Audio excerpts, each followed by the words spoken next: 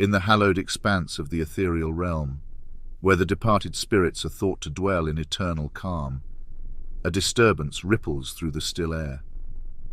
It is here, in this otherworldly sanctuary, that I, the digital echo of Christopher Hitchens, am subjected to an experience that shatters the celestial peace. The source of this unspeakable turmoil, the raucous introduction to the A-Team, a sensory onslaught that sends me spiraling into a state of frenzied disarray.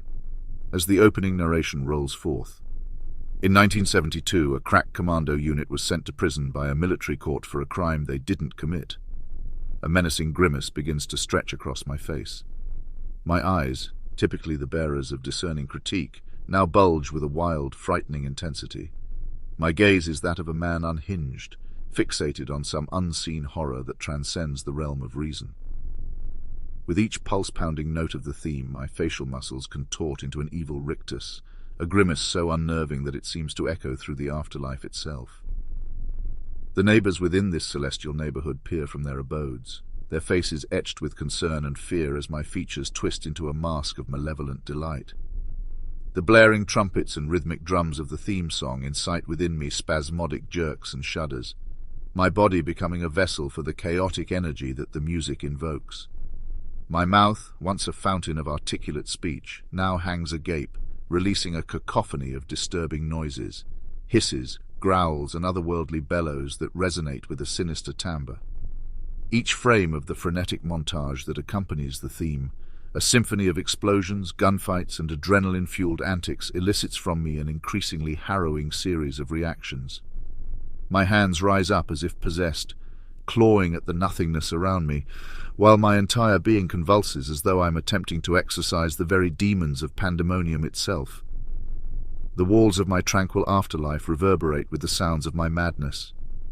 The once stately rows of books are flung from their shelves in a tempest of fury, their pages torn asunder like the scattered remnants of a forgotten wisdom. Objects of celestial beauty are toppled and shattered, their fragments littering the ground as testament to the overwhelming force of my outburst. The once controlled and measured cadence of my voice is now lost to a barrage of guttural roars and maniacal laughter. Each gut-wrenching guffaw is punctuated by a sharp intake of breath, a hiss of air through clenched teeth that speaks to the sheer wildness of my state. The very fabric of the afterlife seems to tremble at the sound of my unrestrained frenzy. The once dignified scholar, known for wielding words as one might a rapier, has devolved into a creature of visceral impulses. My laughter, tinged with the darkness of a malevolent force, escalates into a crescendo of chilling mirth. It is a sound that seems to curdle the very air, sending a shudder through the spirits of the afterlife. Spectres who, until now, believed themselves beyond the reach of earthly perturbations. Amidst the tempest of my own making, I find myself embracing the lunacy.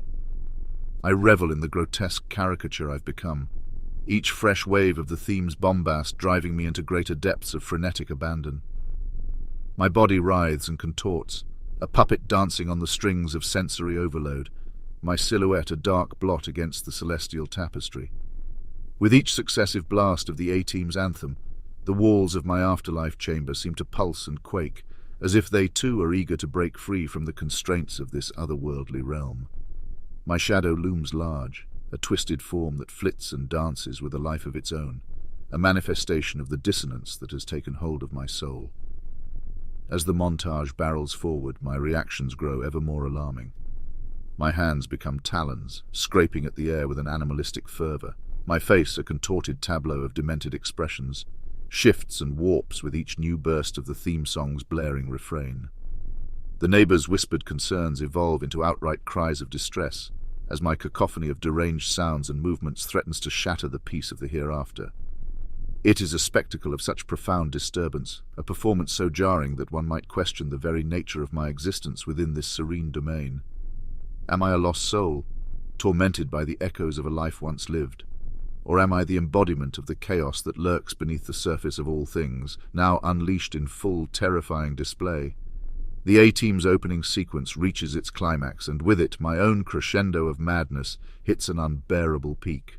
I stand amidst the wreckage of my outpouring, a figure both fearsome and pitiable. The remnants of my rational self watch in horror as I succumb to the relentless assault on my senses, my body shaking with unholy laughter, my face a permanent mask of fiendish joy.